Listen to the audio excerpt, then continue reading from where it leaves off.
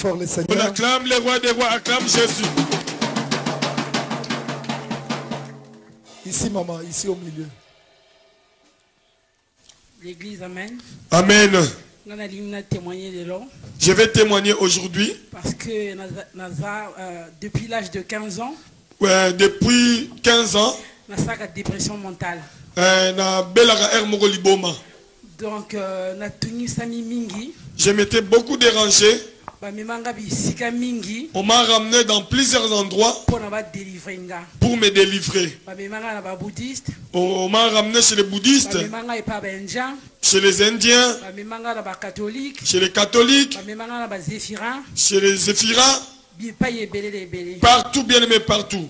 Mais je n'avais toujours pas la guérison. Je venais de mon pays. Zimbabwe après la guerre en 97. J'étais à Zimbabwe après la guerre. J'étais allé chez ma tante.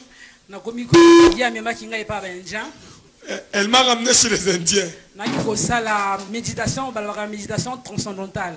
J'ai fait ce que les Indiens font là-bas. Je faisais même le yoga. Pendant 2 ans, Pendant 2 ans, je n'ai plus fait de dépression. Je n'ai plus fait de troubles. Quand j'ai quitté là-bas, je suis venu ici en France rejoindre la famille. 1 année après, mon père est décédé. J'ai fait une grande crise. On m'a amené à l'asile ici. Je suis resté trop longtemps à l'hôpital. Quand on est allé enterrer mon père, on m'a laissé à l'hôpital. Quand ils sont partis, à l'enterrement du papa, on m'a fait sortir de l'hôpital. Ma tante qui était ici, elle est venue me récupérer à l'hôpital. J'habitais avec elle. Des fois,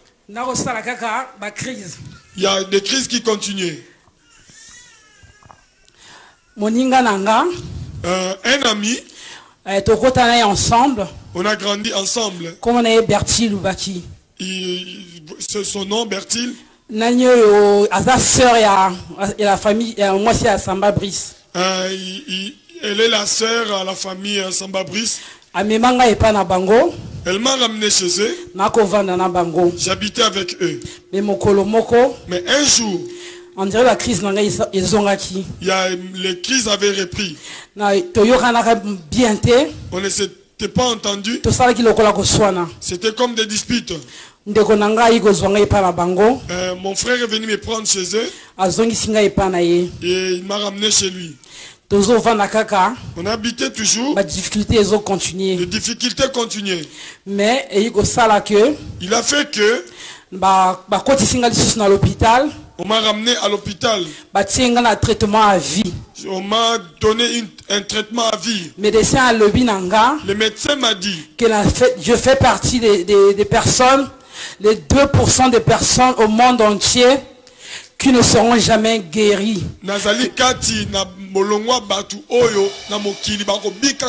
Que la maladie incurable. Donc j'ai une maladie incurable. Que jamais je ne serai guéri.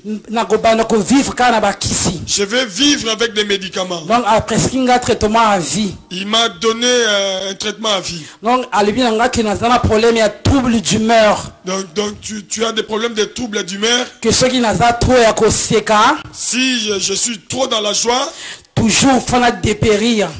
Tu dois faire la dépression. Ceux qui s'il y a trop de la tristesse aussi, faut penser à la dépression. Tu dois faire aussi une dépression. Pendant qu'on régule l'humeur, donc pour réguler l'humeur, je dois prendre des médicaments. J'ai commencé à prendre des médicaments. Donc depuis 2002. Depuis 2002, jusqu'à maintenant, j'ai continué toujours à prendre des médicaments. Mais mes enfants m'ont même mis l'alarme à la maison. À 21h, je dois prendre les médicaments. Dieu a fait des merveilles. Parce que